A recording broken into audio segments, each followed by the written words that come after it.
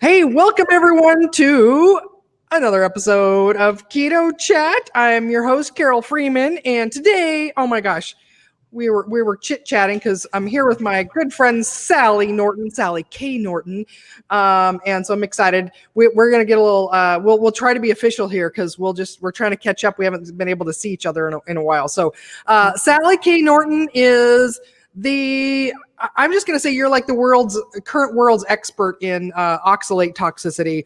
I don't know if I'm going to just crown you that designation right now. That's in my mind. So we're going to talk all about oxalates, what they are, how they accumulate in our body, how some of the most things we've been told the most healthy for us actually probably aren't the most healthiest, and wherever else this journey takes us. But welcome, Sally.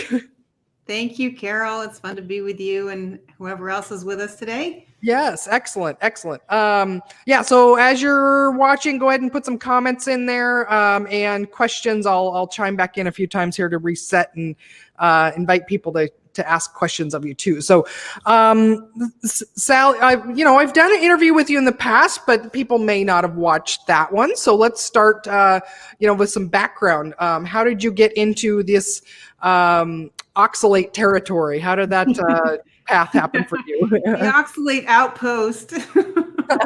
It's like, boy, it's lonely over here. Yeah, the pioneering oxalate days.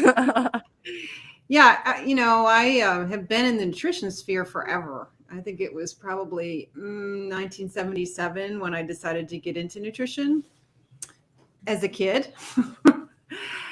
And, in school, I went to Cornell for nutrition. They talked about oxalate barely. I mean, I came away from school realizing oxalate captures calcium. And so does tea and a lot of other things. And, oxalate's a kidney stone thing. And that's about all I knew. And I went back later on when I realized how profoundly it had affected my health. That's what sucked me into going, oh, you're a big ignoramus, Sally. You really don't have an education in this, even though you've been in integrative medicine and grant writing and public health and nutrition forever. You don't know anything. And that not being in the field of nutrition, you think you know stuff. And so you're kind of a jerk. Because the more you know, oftentimes, the less you're free to hear new information. Mm-hmm. And that's really the problem we're all in right now with oxalate. Like, we have been so misinformed, and this topic has been so overlooked that when you bring it up, people immediately have this negative reaction to it, because it actually flies in the face of a lot of the garbage that we're hearing online.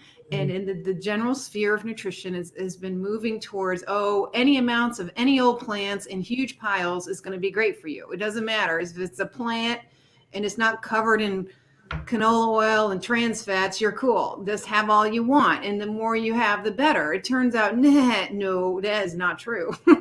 And oxalate really taught me that very seriously. I was a big kind of vegetable overdoer. I always had to have a nice big salad plus 3 side dishes that were vegetables plus something that was called the main dish.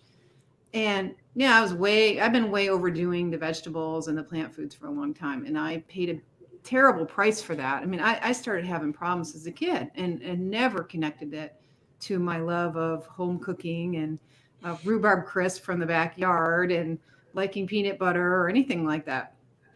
And now I realize that, wow, we're not being careful curating what we eat.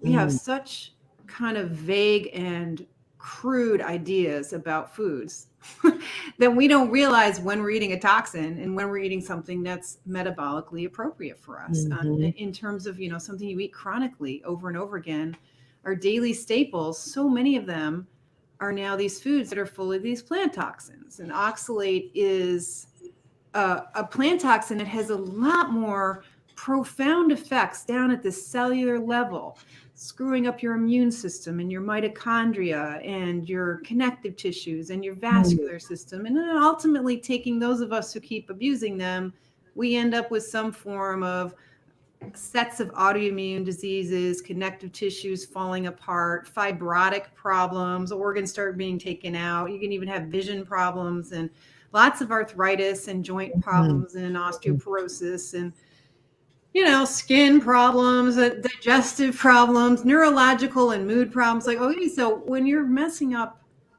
your cells at the mitochondrial level, day in and day out, you're taking in a poison that plants produce for their own reasons and for their own self-defense. Day in and day out, it starts to add up to something that can get quite serious.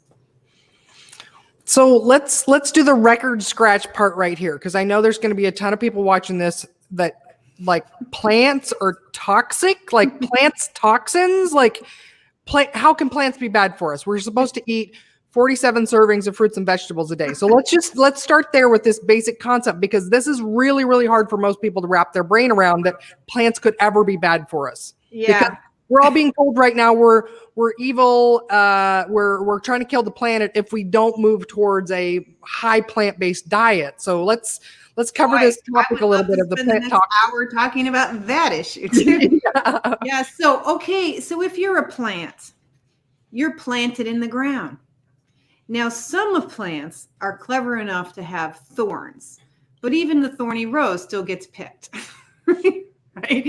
And some of the self-defensive plants are more obvious like that. So I put one on my Facebook Live because some herbalist had a beautiful picture of a leaf that had like 2-inch barbs on the leaves themselves. Now, you don't usually see things quite that sizable when plants are often defending themselves from funguses and tiny insects and aphids and small animals that are eating them. And they put in there, actually, plants designed the first arrow of warfare. Okay, so a lot of plants will produce these bundles in their cells of basically sets of toothpicks with double pointed needles that are very fine, in bundles, like hundreds of them, in these vasculars, and they're really designed to be puncturing the cells of things that break up their cells. So when you damage or chew on a leaf, you can be releasing these needles, and they're in the like fluids of the plant. And we see that in plants we know are toxic. I mean, if you think about plants and you go to the plant store and you go buy plants, almost none of them are edible. Or if your kid ran outside and ate the berries off your front bushes, would you be okay with that? No, because they might be yew berries that would kill them. Or even chocolate, you give chocolate to the dog, and the theobromide in the chocolate can kill your dog, depending on your dog and the situation, whether you're running to the vet and spending $200 to have the stomach pumped, or what would if the dog got on the counter with your chocolate chip cookies, that could be expensive. And that's because plants are full of many thousands of chemicals for their own purposes. And some of those purposes include self-defense. So plants, the only reason they're still here and haven't been herbivored into oblivion is because they're toxic. So it limits how much a cow will eat, which ones the cows will eat, which ones the insects will eat. And it turns out that's why Swiss chard and spinach looks so lovely in the garden, because the insects don't want to eat it because it's so loaded with oxalate. The oxalate, you eat enough Swiss chard and spinach as an insect, and eventually you'll be dead, or you'll figure out there's got to be something better to eat. And so, we have cultivated certain plants since we left the old hunting days when we ran around and shot big animals and then had giant parties because we had a ton of meat, because we were eating initially like woolly mammoth and stuff like that. Did that for long time, hundreds and hundreds of centuries. We were doing stuff like that. And then we got real clever and started being able to collect seeds and start to select for certain properties and start training plants to produce more and more of the parts that we figured out how to make them edible. But to make them edible, we had to learn things like soaking and fermentation and grinding and all kinds of things you have to do to make them safe to eat. A lot of which has been forgotten now, including by those of us with degrees in nutrition. Like, I didn't realize that if you don't hyper cook your beans, you really should soak them for like 3 days and then pressure cook them with high heat. If you don't do that, you allow the lectin proteins to survive and they start destroying your gut. So gluten is an example of a lectin protein, very hard on the gut. And these proteins can move around and attach to your nervous system and do a lot of problems. And there's a book about the lectin problem by Stephen Gundry. But he's missing the other piece of it. Like, well, hello, plants have many toxins. Lectins are not the only ones. And oxalate turns out to be kind of the ringleader. I mean, this is the real pimp of all the toxins. Oxalate pretty much helps make everybody be toxic, more than the other way around. But the more different chemical toxicity techniques a plant can have, the better chance it has of getting you and keeping you away, and trying to train you. Hey, I am not here for your dining pleasure. I'm here to give you oxygen to breathe. Isn't that good enough? Okay. Like, that's a service to all of you mammals and animals. I'm here, the plant kingdom, so you can breathe. Do you want more from me? I think like the plant kingdom is over us. Like, we have tried to make plants edible. So we have developed like the cabbage family, which is 2/3 of your produce department. It comes from like some old mustard plant, and we've turned that into arugula and watercress and cabbage and, collards and broccoli and cauliflower and you name it. Like huge rutabaga, turnip. There's just a bunch of them. They're all the cabbage family. But that was human intervention creating those foods. Because if you go out in the woods and you get like really wild plants, they're not too tasty, they're not too nutritious, and they're going to give you stomach ache, if not worse. So, and they're like little tiny doses of them. If anybody's ever gone hiking in the wild and you like the berries you can't eat, they're tiny little things, and they're not like you can't pick a gallon of them. Like, yeah, you'd spend days getting a bucket full. Yeah. And that's the other thing. We've had to monocrop these plants that we've invented in order to get enough of them in one place, in order to concentrate them into enough calories. We have a big brain that requires a lot of calories. And despite that, we still get fat, but we need calories. And plants, it's very hard to extract the calories from plants, partially because like these chemicals will interfere with the enzymes that let you digest food, which is one reason when you go on a plant-based diet, it's easy to lose weight, because you're no longer extracting the proteins and the calories that you need from the food, because the polyphenols and so on are interfering with your digestive enzymes. So it's really a denurturing kind of process where too many plants can kind of like suck nutrients out of you in a way. And that's what oxalates are doing too. They're binding with chemicals, or with minerals rather. Oxalic acid is a tiny little chemical that is a chelator. And chelating meaning it sticks to minerals and minerals sticks to it. And that's why oxalic acid, which is the base chemical of oxalate, which is just the oxalic acid plus the mineral. Often it's calcium oxalate, but the soluble form is a potassium oxalate or a sodium oxalate. And potassium oxalate is a cleaner, or oxalic acid is a cleaner, because it grabs minerals. So you can take the rust stains out of your concrete deck, right, with oxalic acid. You can bleach wood and fabric with oxalic acid. You can strip the rust off an old radiator with oxalic acid. You can strip varnishes and paints with it. It's quite corrosive because of this strong affiliation with with positive charges. So yeah, if you can clean your deck in your radiator, imagine how it's cleaning you out of your calcium and your magnesium and your iron and so on. And that's what it does over time. You end up with osteopenia and osteoporosis and problems with nutrient deficiency. It's not just the minerals too. We lose magnesium and calcium and other nutritive minerals from too much of this soluble form of oxalate, which is the form of it that gets into our bloodstream and starts cleaning our clocks. But it starts forming when it takes the calcium out of your blood rather than just out of your food, that little chemical called calcium oxalate can start binding with other chemical oxalate molecules and become crystals.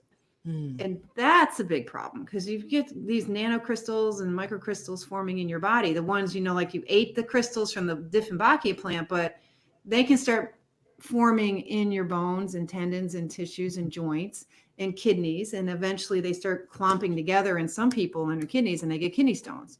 And those are aggregates of small crystals sticking to each other. And that happens in people who aren't producing enough anti-clumping proteins and citrates. Their bodies might be a little too acidic, and they might have a genetic tendency to be a little bit sluggish in producing these many anti-clumping proteins. So some people, 12, 15% of people are inherently vulnerable to oxalates becoming kidney stones. But the rest of us produce a lot of anti-clumping proteins, and we don't get the kidney stones even when we eat a lot of oxalate. So that's confusing to the researchers, or it used to be for a while. They used to think, well, it doesn't matter. Some people eat a lot of oxalate and they don't get stones, and other people eat a lot of oxalate and they do get stones. So therefore, it can't be the oxalate. Well, Yeah. It's the oxalate interacting with whatever your genetic vulnerabilities are, your nutritional vulnerabilities, your metabolic vulnerabilities are. If you're born, deficient in a B vitamin or something, that's a type of vulnerability. And that the combination of eating a lot of toxins and being nutrient depleted or under-resourced with nutrients sets up the kinds of vulnerabilities that you have and sets up your genetic expression. And one of the things oxalate will do is turn on the genes that can can transform a muscle cell into a bone cell. So that's how you get oxalate turning your arteries into calcified arteries. Because you change the genetic expression, you turn the muscle cells around those arteries into bone producing cells. And if too much of that's going on, you get calcified. And then so you can get calcifications all through the body. You can get fibromyalgia, calcified, damaged muscle fibers. And interestingly enough, one of the things that turns that on is the proteins your kidneys and other cells make when there's too much oxalate in the body. So you turn on the production of these anti-clumping proteins, which I do beautifully. I never will get kidney stones because I've been eating oxalate like crazy and peeing it out like crazy. You can see it often in cloudy urine. When you're really high in oxalate, you'll get these cloudy urine episodes. And that's often the crystals that you're peeing out, which everyone pees out, crystals of oxalate. At some point, almost every day of your life, you're peeing out millions of little bits of oxalate. But when you're really doing it a lot, you can start seeing cloudy urine. So anyway, this can go on, but I'm producing something called osteopontin, which is one of these anti-clumping molecules that helps to turn on that calcification process and helps to create fibromyalgia. Okay. And so in fibromyalgia, there's an example of an autoimmune disease that goes along with like migraines or pain or digestive problems and fatigue. Well, these crystals are getting set up in your tissues, which tells the immune system you got particles and enemies hanging around that got to go. So the immune system either tries to wall them off, tries to eat them, and that doesn't work. And so then these neutrophils expel their DNA and so on. And the DNA, that dead DNA, wraps around the crystals, and it's a way of hiding that crystal so that the other tissues nearby don't get damaged and don't get that genetic change. It helps protect you from getting calcifications, but you end up getting these things called granulomas, and you get into these sarcoidoma kind of diseases. And this is, if you're doing this too much of this, having to deal with crystals in your tissues, you're asking your immune system to manage a mess. And these nanoparticles and crystalline particles is pollution starting to contaminate your bones or your joints or your tendons or wherever your particular tendencies are. And they get hung up in tissues that have inflammation already or have infection. So that might be someone's jaw or someone's sinuses or somebody's whatever. And then those same places that have inflammation start getting crystal deposits from oxalate, become really prone to chronic inflammation and infection. So there's this kind of vicious cycle where you got an unhappy immune system that's turned on all the time, and yet you've got chronic either like yeast or molds or sinus or candida, candida and various problems. It's like makes no sense. You never respond well to the treatments because the fundamental problem is that your immune cells and your fundamental resources of your nutrients and your cell energy is going to this defense and trying to manage this mess, and it's starting to suck the life out of your cells, and you get a problem with low functioning mitochondria that are prone to inflammation because they're so stressed with too much toxicity and this kind of depletion of the B vitamins and the minerals. And minerals are so critical to mitochondria because they're cofactors on enzymes that allow you to create your ATP, which is what's running the show. Like if you don't have ATP, you're tired, and so is the cell. And then they've got inflammation and disease. So let's cover. So people right now might be wondering, like, okay, so what are the common culprits of, are all vegetables bad? Do we need to cut them all out? What are the most common offenders of the oxalate outpost, as we're calling it? Out here in the outpost, the place the feed bag that we're sucking down that's delivering these lovelies includes our favorite greens: spinach, Swiss chard, and beet greens, and also sorrel, which people don't eat very much of. And then the mescaline lettuce mixes that have a lot of little baby beet greens and baby Swiss chard because they're cute and red, and the baby spinaches. So the mixed salad greens have less oxalate because it's watered down with some romaine and some nice peaceful greens, because the lettuces are low. And most of the other greens are low. The cabbage family vegetables are generally pretty low. The really bad ones, it's like 4 of them. That's it. Spinach, Swiss chard, beet greens, and sorrel. And then, of course, things that contain those, which are lots of things these days. I mean, spinach is put in everything. You can buy spinach pasta, spinach this, spinach that.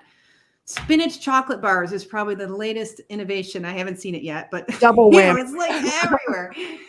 And in chocolate, of course, chocolate is full of toxins, including a lot of oxalate, and it's pretty bioavailable oxalate. It only takes about 1.5 ounces of chocolate to be causing enough oxalate to get into your bloodstream that you get a spike in levels in the bloodstream that helps promote this tendency for oxalate to get stuck in your tissues. That's a trigger of accumulation, just 1.5 ounces of chocolate. And some people are thinking, and on keto, people go to like sugar-free, and the darker the chocolate, the less diluted it is with sugar and milk, the more oxalate, because it's in the cocoa, right? It's not the butter fat or the, cocoa butter. It's in the cocoa fraction. And so the more you concentrate that in like 100% zero sugar keto chocolate, you're just supercharging the oxalates. And unfortunately, in keto world, the other big problem is the almond flour and the using nuts left and right because they're low carb. Of course, they got a lot of omega-6s. They got a lot of other toxins. They can go rancid. They can be full of aflatoxins. These are after effects, but inside them, they have, arsenic and heavy metals. And just, again, because this is the seed of the plant is toxic. And where is it going to put its protective toxins if it isn't in the seed? So the outside of a lot of seeds have oxalate crystals and many other chemicals there that help protect the seed, help keep it dormant, and then also help it in its transition from dormancy into being a green something or other and becoming a little sprout, a little baby tree or baby whatever. That transition period requires a certain chemistry, and oxalate helps to do that. Oxalate holds onto that calcium for the seed, and then the oxalate will break off, and you can use the calcium to run enzymes to build a little sprout. So there's a lot going on chemically. I mean, it's a miracle that a tree nut or a seed can hang around for 5 or 6 years, and then suddenly it gets a nice rainy spring and it knows this is my time to become the next tree. And it's doing it with so much cleverness. Plants are brilliant, but we're not so brilliant to make seeds our major, thing on the plate and make that a daily staple and become a squirrel instead of a human. That's getting us into trouble. Well, now another one that I think a pitfall is the chia seeds, right? Like a lot of people think, oh, I'm going to make this chia seed pudding. I was experimenting that in my early days until I met you. And then I was like, nope, don't need chia seeds anymore in my life. Those are cute plant things, but not food. Cute plant things, not food. Yeah, really, seeds, we're not really good at eating seeds. I mean, even birds who have the beaks and so on designed to kind of peel seeds and get rid of some of the harder parts to digest. They have a special crop for grinding them. We have teeth, they have the crop, but they pee out and poop out a lot of oxalate crystals, the birds do. Their metabolism may be even better at that than ours is, because they've been eating seeds for a long time. Our idea of seeds as human food is a pretty new concept. We don't realize that, but we really were not hanging out in trees waiting for the nuts to ripen before we ate dinner. No, we were not doing that. Well, and I even explain, my clients the absurdity of like, just how hard it is to even get one nut out in nature. If you had to go and pick a walnut and clean the crap off the outside and crack the shell and pick that one nut out of there, and it tastes okay. Like, it doesn't taste amazing, like it's roasted and salted and soaked in sugar, like, we can buy at Costco in 5-gallon buckets. But so like the amount of work it takes, you would maybe eat one or two, but you wouldn't eat a handful even. You wouldn't eat a pound of it that's already roasted. And so usually when people do that experiment, they're like, oh, you're right. Like, we wouldn't eat very many if we were having to harvest them ourselves. So no, it's so much work. I mean, this is almost Christmas, like a week from now is Christmas, right? So when I was a kid, my mom's family was German by descent. And so there's a thing that Santa does. He does the orange in the toe of the stocking, then he throws in a handful of nuts that are they're the whole nut in the thing. Yeah. And Santa, for 5 kids in the house, could buy 1 2-pound pack of whole nuts. And that was enough for the entire family, because when we're all hanging around with our nutcrackers, passing around the nut pick and the nutcrackers and going, hey, Mom, can you get this nut out of here? I've just been working at this for 10 minutes. Could you help me? Like, it's a project to get the nuts out. And Brazil nuts, a lot of them went in the garbage because their shell's so hard. You need like a massive rock on a bigger rock. It just isn't practical at the dining room table. Same thing at my grandparents' house. I remember they wouldn't put them in the stocking, but I remember, you go over and the coffee table had the big bowl of non-shelled nuts and the nutcracker and the pick, right? And all that. And it was like, maybe for a fun little project as a little kid, because I'm bored by the adults talking, I would try to crack one open and pick it out. But it was just like, that wasn't worth all that work. And it didn't even taste that good. So they just would sit there, right? Sit there and get stale. Yeah. And human beings for a long time, even before we're really great hunters, if some other animal took down some animal for dinner, we would go scavenge the rest of it. That's a lot easier than cracking open a nut, and you've got a fire going anyway to stay warm. So sticking the leftover leg of whatever poor animal that other animal was eating in the fire just was really easy and practical, satisfying, nutritious, and it made a lot of sense. And so our metabolism is more set up for that than hanging around and waiting for the nuts to fall out of the tree or figuring out how to process them. That's technology that's allowed this to happen. And technology is taking us into places that is too far afield from what's really supporting long-term health. Yeah. And we've gone through this period of, fat's bad. And salt's bad and meat's going to kill us. We've been told all these wrong things. And so the only thing left to eat were fruits and vegetables. And so the American way is, if some is good, more must be better. And so then we've created all these ways of trying to choke down really highly concentrated forms of plants, aka oxalates and plant toxins, right? So we've got if some spinach is good, let's make a smoothie of it and take 5 pounds of spinach and drink it down. Or like, if almonds are better than white flour, let's puree it and put it into a flour or almond butter and then eat 2 cups of that a day. So we've come into a time where people are starting to have a lot of these symptoms of this and they don't really know what it is. And I want to acknowledge what you said about how there are genetic differences. So some people may be able to eat this stuff and not really notice any differences, but other people are going to have a lot of symptoms. And I want to talk to you about next about, so I've noticed this in my own clients, is some of them that seem to, likely are genetically predisposed to this, is that as they clean up their diet, as they transition to keto, they're actually eating much healthier foods and in better process for their body. They start to have these flare-ups. They have these oxalate symptoms. And I've referred them to you when I see the kind of the picture. Basically, if they don't feel better within a few weeks of doing keto and they're starting to have flare-ups of pain and things like that in different areas, I've recognized, like, okay, I'm going to send them to Sally because I think this is what's going on.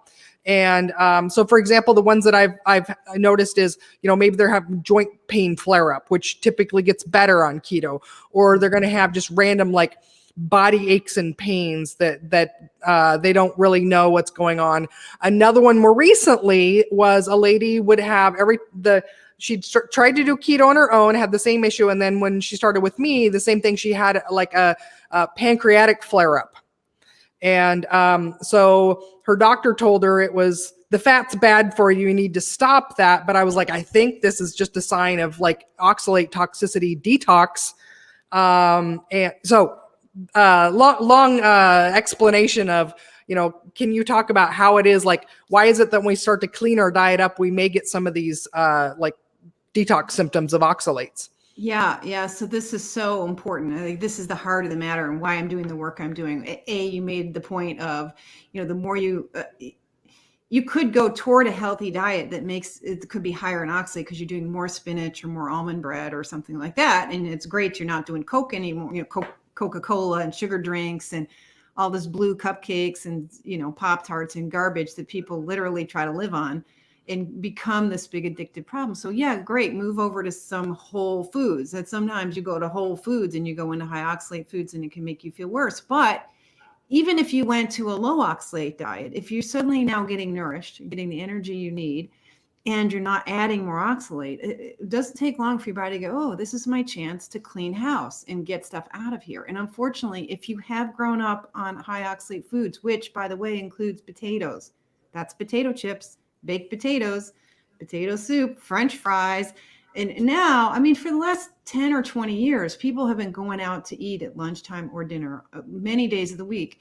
And your side dish of choice is either fries or chips or baked. Like, we're eating potatoes way a lot. And really, we invented them like in the 1950s with the commercial potato chips and the commercial French fries. And now we think they're food. Just like the idea that pizza is food. We've been doing it long enough and people actually think that's food. That was meant to be like a treat or a dessert or a snack between meals, not a meal. Because of course you combine high fat and white flour, and that's not a good idea. So yeah, the problem is if you've been around on this planet eating peanut butter or potatoes or any chocolate, basic stuff, chances are you've got this oxalate accumulation somewhere. It could be your teeth, your sinuses, your bones, your joints, your thyroid gland. Something like 85% of us have oxalate crystals in our thyroid gland by the time we're 50 years old. That means everybody, right? We're all filling up with oxalate. When you stop eating this stuff, if you've got enough nutrition and energy and B vitamins, your body will start trying to remove that. Well, that is also an immune system event. So the immune system has to come along and try to get this stuff out of there. And then it's got to break it down from this, I mentioned before that the body will try to sort of mask it and hide it. It wraps it up in dead DNA and dead cells and makes it quiescent and quiet. So you can have no symptoms whatsoever and be filling up with oxalate crystals. We see this in the genetic form of this disease. Okay. So someone can have an oxalate production problem in their liver where they're producing way too much from a genetic defect. Very rare disease, very rare, but you probably could have subtle versions of this. And we know if you're deficient in B1 and B6, especially B6, the chances of you overproducing oxalate, because it's also a metabolic byproduct, which is why you're always going to pee out oxalates. But it also tells us the body knows something about oxalate and how to deal with it, except in today's world where we're eating it every meal. That's just not done. We didn't used to be able to have a high oxalate food year round. We used to have fruits and nuts at a certain time of year. Literally nuts was December to maybe to Easter, and that was the end of it. And you at least had summer and off from the nuts and so on. But now Costco's making sure you got bucket loads of whatever you want any time of year. I noticed in the store yesterday, was it, or the day before, raspberries and strawberries in December. Mm-hmm. Okay. Human beings didn't do that. As you mentioned, you're out in the woods, you get this many a few little berries you can fit in the palm of your hand because it happened to be June. Mm-hmm. Now, so there's all these things that we've been living now for 30 years in a world with, interstate highways, refrigerated trucks, year-round produce, 24-hour grocery stores. We've been eating too much peanut butter and potatoes plus these healthy things. So your body is loaded with it. And now when you change your diet and you stop eating, let's say you really want to do a low toxicity diet and low oxalate diet, you stop the spinach smoothies, you switch from keto bread to maybe cheese or meat or something more human oriented food. And then your body goes, oh, okay. The body is reading what's coming in your stomach, what's coming in your bloodstream. And it's okay, we're going to clean out the kidneys. The kidneys will clean out. Sometimes people, it takes a while, but then they'll get arthritis or something like that. Or they'll start getting headaches on and off, or on and off sleep problems, or restless legs, or tooth pain, all kinds of stuff, because the oxalate, of course, can affect your digestion, your basic metabolic health, but it can get into any tissue. And when the immune system has to come into that tissue and drill out these crystals, it's like getting surgery, but no anesthetic, so it's got to get in there and do microsurgeries in your teeth or jaw or sinuses or shoulder or hips or tendons or spine.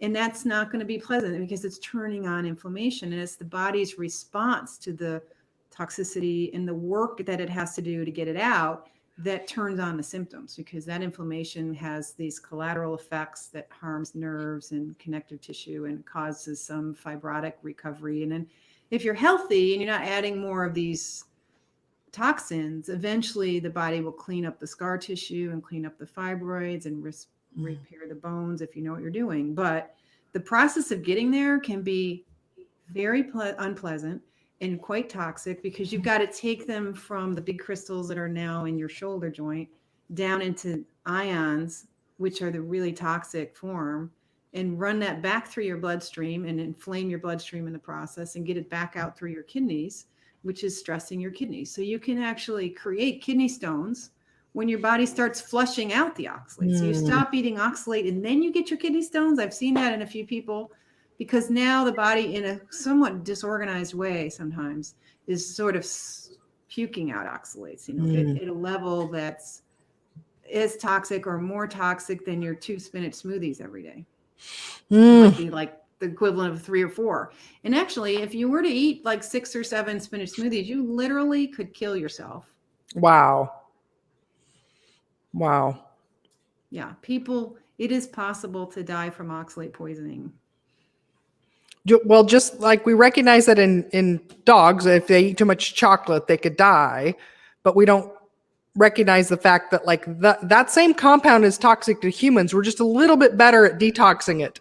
So we could also die from excessive chocolate ingestion as well. It would take quite a bit, but same thing. These other plant toxins truly are toxic. I was fascinated. I ran into articles in the literature because I'm constantly doing research. Really, since I discovered this for myself in 2013, I had my head in the medical literature ever since, and I've been reading thousands of articles. And I spent a long time reading about lectins and other plant toxins just in general, just to kind of understand the whole landscape of this. And I was surprised to see that chocolate in a pregnant woman eating chocolate can create diseases for her unborn babies, including future testicular cancer in the boys.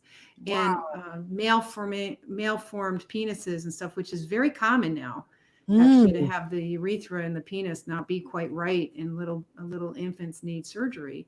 And this comes from poisons like the plastics and all the food, and the plastics in general, and things like theobromide in chocolate is quite toxic to fetuses. And nobody, I don't think pregnant women get warned, hey, you should not be picking out on chocolate while you're pregnant. Yeah, no sushi or brie cheese, but go ahead and have all the Reese's peanut butter cups you want.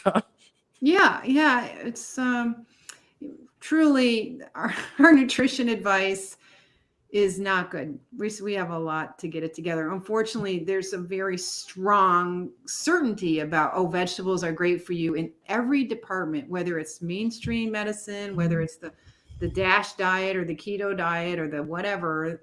Everybody thinks you need to do more and more vegetables. And if you don't distinguish the difference between romaine lettuce and spinach, that's a very dangerous piece of advice. It's just too crude and not really. We just haven't wanted to notice the plant toxins. It just hasn't been cool in our minds and culture. So both at the science level and then the interpretation level, and then now in the cultural level, there's been a long pressure to promote plants as noble and moral for 200 years. There's been a long history of this. Oh, yeah, it goes back at least. What's that movie with about Dr. Kellogg and his sanitarium that he started? I think it's Matthew Broderick that's in that one. Have you seen that? I have not seen that movie, but I have read all this stuff from way before the Kellogg era, and he picked it up from Ellen White and her husband, who founded the Seventh-day Adventist Church. He was a Seventh-day Adventist, and as a 12-year-old boy, he was helping to lay the type for the books they were writing. And Ellen White was very productive as a writer. She wrote and wrote and wrote and wrote, and she taught people all kinds of fabulously weird ideas. And he learned as a 12-year-old that it's very nasty to touch your genitals or anyone else's, and that you will go to hell if you do that. So any self-pleasuring or self-touching will send you to hell. So he remained celibate, from what I understand, and did not have sex with his wife. They adopted all their children so that they could all go to heaven. And he spawned off he had the sanitarium in the Kellogg Sanitarium in Battle Creek, Michigan. The Battle Creek Sanitarium became the Kellogg's company that his brother, spun off the cornflakes. But they were developing cornflakes and these high brand, or actually it was initially very refined grains, because they felt like the infirm people, sick people, had to have simple carbs and simple, highly processed things. So they developed the cornflakes, which were really popular with the guests at the sanitarium and became this big product. But the sanitarium grew and grew. He attracted presidents and the fancy people. And so he was a very fancy spa. He made a lot of money, and he used students, nursing students and medical students, who could come work there for free because they were interns, right? So he could make it a very profitable thing. And with that profit, he formed a nursing school, a medical school, and all these spin-off things. And one of his nursing students founded the American Dietetics Association. She was also a very rabid religious Seventh-day Adventist vegetarian, and that was who founded the American Dietetics Association. So right from the birth of nutrition, it came out of this moneyed, affluent elites telling everybody that you should eat garbage food, and that's better for you because it'll keep you from going to hell. Yeah. Well, it hasn't worked yet, so. Yeah, but see, the moral tinge on this is, the religious moral tinge that somehow eating meat gives you carnal desires, and if you eat meat, you'll masturbate, and then you'll go to hell. So you better not eat meat, was kind of the underlying theory of that. And we're doing the modern version of that. If you eat meat, you'll send the planet to hell, and we'll all burn up. Yeah. Yep. But that's not true. I know. Yeah. Oh, we've turned the ship around in some ways about nutrition, but then it's like, no, it's going too far the wrong way too. We got to keep doing these course corrections, and we've got a lot of work to do about, like, it's so confusing, right? People are so confused about, like, okay, so if too many plants are bad, what's the option? So a little bit, it's for some people. And I want to talk now about, because we might have made some people a little bit worried, like, okay, wait, so if I clean up my diet, I might have these horrible, like, aches and pains in my body. Like, should I just keep eating the Pop-Tarts? Like, is there hope for those people to be able to detox and get to the other side and, feel better? And well, hopefully most people, when they get their nutrition straight and they are getting the B vitamins and they're not eating a lot of high oxalate foods and plant toxins and kind of overdoing the bran and all that stuff, their body's pretty much, then that's when their arthritis finally clears up, or their weird eye problem, or they always thought they were prone to something or other, and that usually clears up. So I think most people have a pretty easy time of it, where suddenly their carpal tunnel or their aches and pains or their somewhat restless nights mostly get better. But there'll still be a background process of your body cleaning out. And when it's doing that work, it will add inflammation and you'll get little flare-ups of minor hip pain or, even a couple, it's kind of like gout. So people with gout, and gout is, there's an oxalate gout. I mean, people think of gout as uric acid, but gout is this gouty arthritis that usually is periodic and it lasts a few weeks and then your immune system turns off. And there's like 5 versions of gout, but everyone's kind of forgotten about oxalate gout and the other non-uric acid gouts. But again, what happens there is somebody will get these periodic flare-ups for 2 weeks where some body part is so dysfunctionally painful and swollen they can barely use it and they need a crutch or something, and then it resolves on its own because the immune system is trying to clean out something and then it realizes this isn't working, and then it sends out these enzymes. It breaks up the cytokines and the things that have been promoting this inflammation. It just shuts it all down and then you're fine again. So you get this with oxalates where it'll turn on a crystal and try for a while and then it might stop.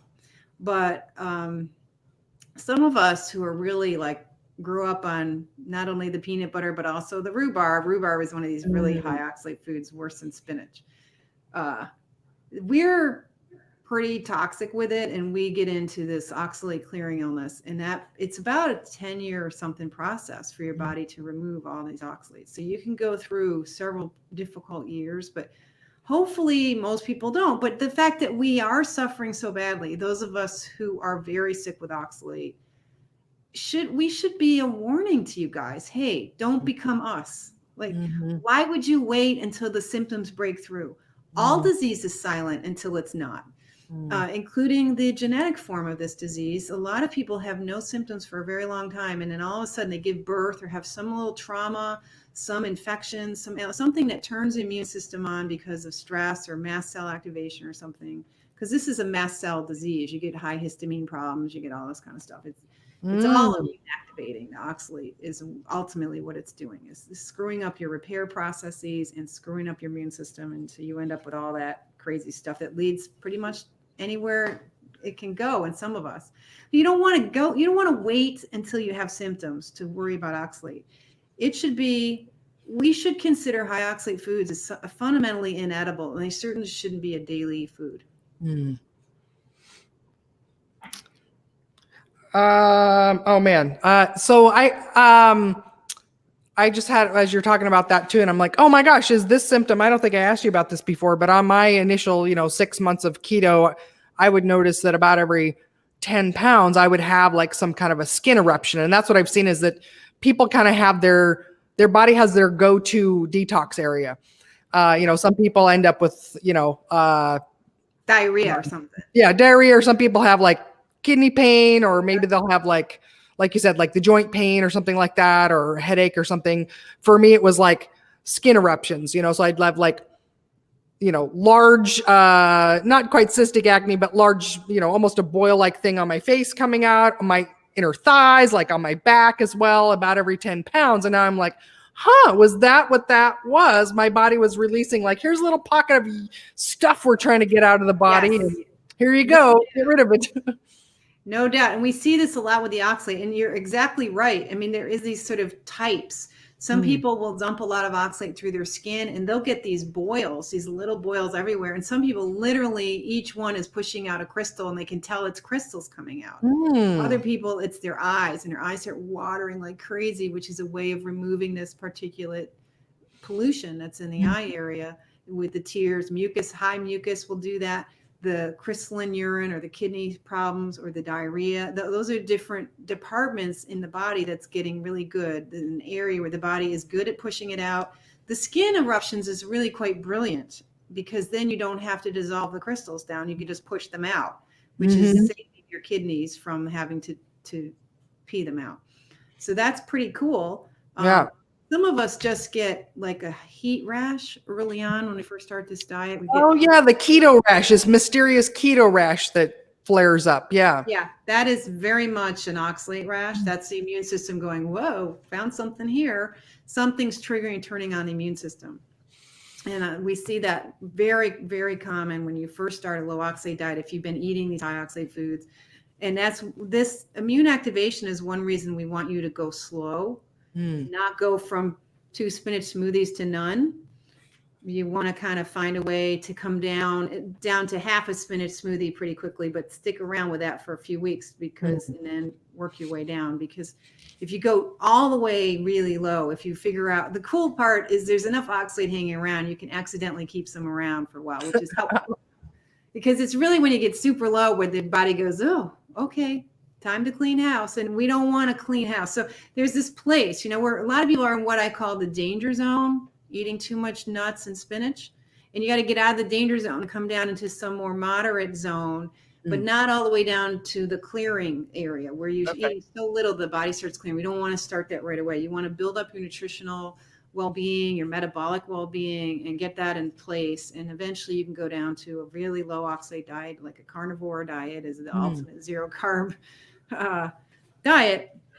But a lot of us who are sick with oxalate, we have the enzymes that produce glucose are damaged because the minerals aren't there, because the oxalate are holding them.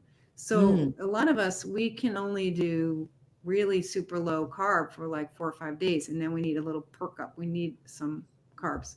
And you can get your metabolic flexibility going. You can, and wear out your muscle glycogen and liver glycogen. That's a good thing to do. But having some carbs and getting a little shot of insulin, it can be therapeutic and helpful. In fact, the research suggests that staying ultra zero low sugar is bad for oxalates. Like it increases your internal production of oxalates. So keto's great, but it also, you don't need to make a religion out of it and do it 24/7. Like if you need a pile of rice on Fridays once a week, that's fine. You're listening to your body.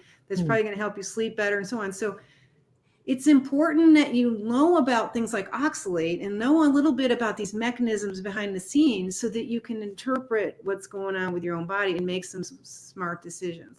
The tricky thing with the carb control is that we're so addicted to carbs. As some people in the early days, the least little bit of carbs and they're off to the races again.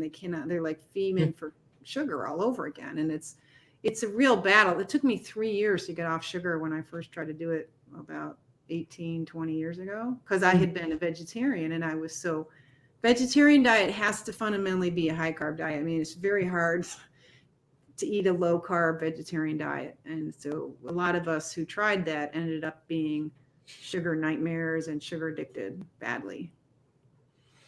And that, but that came out of the low fat advice. I mean, you were saying we went through this era. We went through 35 years of being told we should be low fat, and that's promoted all this metabolic derangement. That's why we have all these problems with sugar addiction and obesity and diabetes, because that's not quite right. And if you need to do a low fat diet, it almost has to be a vegetarian low fat diet. And if you need to do a meat based diet, it needs to be a high fat diet. You can't do a there's lots of issues with nutrition again. So it's all confusing, but I think we're on the way to figuring this thing out. I think we're on the edge of having a much better breakthrough if we can get over the profiteering that's going on behind the scenes that's promoting the wrong information. Yeah, it's there's a lot of political stuff there for sure. So yeah. I think, let's see. So, gosh, we've covered so much great stuff. I would just love to kind of wrap this up and just kind of talking about the evolution of your diet with, going from low oxalates, low carb, I know, and then, you currently primarily, meat based. Is that still true or? Yeah, it is still true. Okay. It is still true. I think I cooked today. I threw some pork roasts in the oven last night, so I think I now have about 8 pounds of cooked pork in my house. I also have a rib roast waiting for me, and I have one on order for next week. So I eat a very meat heavy diet. True enough. It's I really think it's helping me rebuild my spine. My spine has been completely messed up from the oxalates, and it's really bringing me back. So I'm quite pro meat. And we didn't cover this, but animal-based things are virtually oxalate free. Yeah. Okay. Yeah. Just consider them zero. Consider them zero because the little bit of traces they have don't really matter. Mm-hmm. Yeah. So that's a really interesting thing. The folks who are doing this all meat diet, which is just considered bizarre by mainstream people, are the ones who are discovering this oxalate thing, because a subset of them, I wish we knew the numbers. Like, is it 20%? Is it 15%? Some subset of them get into big trouble pretty fast with oxalate clearing, and they got crystals popping out, and they got weird symptoms, and they're having panic attacks and just all kinds of stuff, because behind there was this oxalate toxicity disease that you don't notice until you get off the stuff. So a really good test of whether you have an oxalate problem for real is to go on a low oxalate diet, or get there in a smart way. Don't just jump off what I call the high diving board. You know, instead of jumping off the high diving board of spinach smoothies, keto bread, and dark chocolate every day, start cutting those out, and then gradually learn how to get on the low diving board and jump into the pool of low oxalates from a little elevation. That's the time to go down. So, but yeah, the keto or the carnivore world has done a great job of going, oxalates are a thing. And so it's a big conversation there in the carnivore world. Yeah, because I know the people that follow that way of eating, they just feel better. And most of them have tried low carb and or keto as an interim, and then they've gotten carnivore curious and done a trial of it. And most of the ones I've heard speak say that I just felt better. So I went back to my low carbish ways after my carnivore trial, and I didn't feel as good. So I just keep doing what feels best for me. It may not be right for everybody. And as you pointed out, like, it isn't something you probably should just start from vegetarian green smoothies and go 100% carnivore. That may not work very well, but for some people, they find it does help them feel the best possible. And see, I think the biggest innovation that I noticed is that once you go low oxalate, your body will tell you what you can eat, what you can't eat. It's your ability to know what's working for you is much better. Beforehand, when you're eating a high oxalate diet, you cannot tell that these things are harming you, and you cannot tell that you would do better without them until you really totally without them, in a good, thorough kind of obvious way where you're conscious of what's going on and you'll be able to see better and observe. But until you it's so confusing to your body to be so toxic that it really can't tell you in the short run, hey, that sweet potato just really hurt my stomach. It just can't even tell you. But once you go carnivore and you've cleaned out the plant toxins in general and you start adding them back in, you will get some messages that will be hard to ignore. So that, to me, that's the best use of that carnivore diet, is to use it as an elimination diet and get there gradually, do it consciously, because you're changing your microbiome over, you're changing so much when you do that. It's not good to traumatize your body and jump from one idea to the next. Like, you need to have a plan to do things consciously and gradually when you make these dietary changes. Otherwise, you're just going to hurt yourself more. So take a deep breath and learn more before you jump, All right. Well, I think it's almost time to wrap this up. Any last parting words? Anything else you were hoping I would ask you about this time, Sally? You and I could chat forever about all kinds of things. I think, unfortunately, the nutrition world has gotten very politicized, and people are very hung up on their school or belonging to a club. And I'm not a club person. I don't belong to any group, any label. I've just been studying oxalate like crazy and trying to let people know this is a possibility. If you have health issues and you can't figure it out, your doctor says you're crazy, the things that you go try to do to help you maybe help for a week or two, and then you realize it's not working. So you've been to every chiropractor and every acupuncturist and every this and that, and it's not really working for you, then you need to be studying what's on my website. If nothing's working, oxalate, the chances are that it's oxalates. I would put a 90% guarantee on that. So come to my website, learn about oxalates. There's free stuff there. I've got free information on, Facebook and Instagram, and I've got an inexpensive PDF cookbook that teaches you about the low oxalate diet and gives you, 180 recipes. It has mostly low carb. There's like 2 or 3 rice recipes, and the rest is all low carb. Eggs are relegated to a small chapter, and it's very allergy aware. It's gluten free. It's all this stuff. So if you feel like you have to thread this needle, you can't eat gluten, you can't eat beans, you can't eat this, you can't eat that, everything's bothering you, my cookbook can help you with that, because I'm like that. Basically. So I figured out how to cook around all that mess. Is there a book in the works, Sally? Is that? I'm working on my manuscript. I'm hoping to get it into Random House in early January, and then we'll be fluffing it up and doing all the polishing and, deciding for sure what images and getting it all set up. So by this time next year, there'll definitely be a book out there. And I'm really hoping that everybody will make a point of getting a couple of them and sharing the message, because this needs it needs all of us to kind of share this information, because a lot of us are unnecessarily hurting our children, giving babies smoothies and keto bread, and very popular people online are showing how you could make gluten-free almond whatever and give it to your 1-year-old child. I think that's Yeah. Excellent. All right. Well, Thank visit. You, Carol. It's so fun to be with you. I love you too.